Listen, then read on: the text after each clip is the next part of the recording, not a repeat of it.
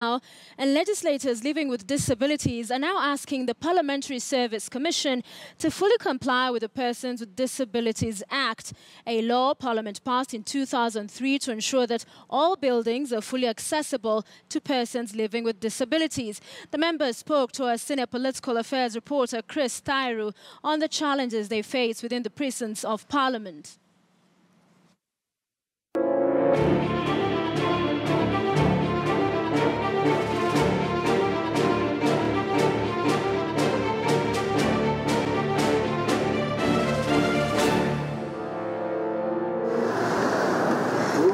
The 12th Parliament has the highest number of members with disability compared to previous houses.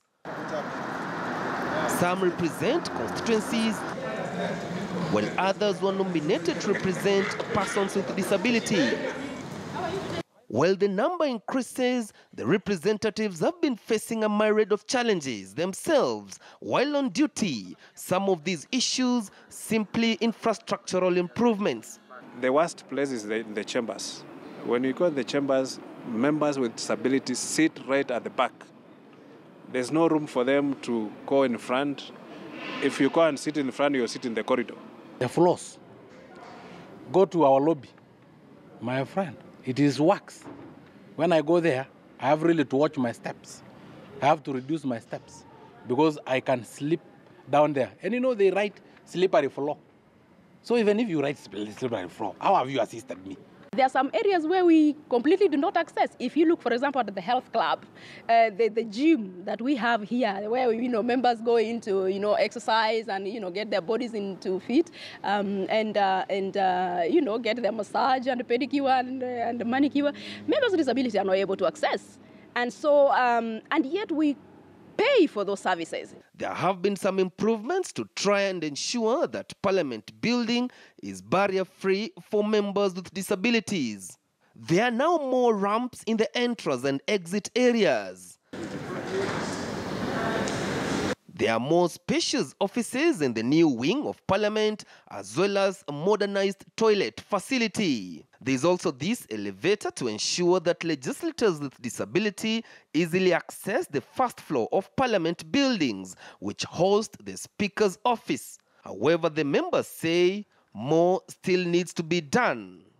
For example, in the last Parliament, I spent almost 3 or 4 years before I could reach the Speaker's office, because there was no lift and the only way to go there was through the staircase. We do not actually have a member of Parliament with disabilities sitting in the Parliamentary Service Commission. You see, that way then it becomes extremely difficult for issues disability to be addressed at that very critical commission. It comes to employment, it comes to job creation, and when it comes to health and other issues that basically the Parliamentary Service Commission takes into consideration. They surely don't understand. Sometimes they take us to seminars and conferences outside Parliament. And the hotel they take us is a hotel that may totally be inaccessible to a person with disability. Totally inaccessible. They have not yet captured in their minds that they have members of Parliament with disability in this house. Clerk of the Senate, who also doubles up as the Secretary to the Parliamentary Service Commission, Jeremiah Nyigenye, attributes the challenges to the Parliament building being old. He says that the designers did not consider that the building would accommodate members with disability, hence the lapses. He promises that the new 26-story office building that will house all the 418 MPs will be easily accessible to all Kenyans. The fire exit, there are staircases. So it is, if you are on a storied building and then the fire is there, then it means that they have to find other means of evacuating people with a disability, because it will be difficult for you to go down the staircase.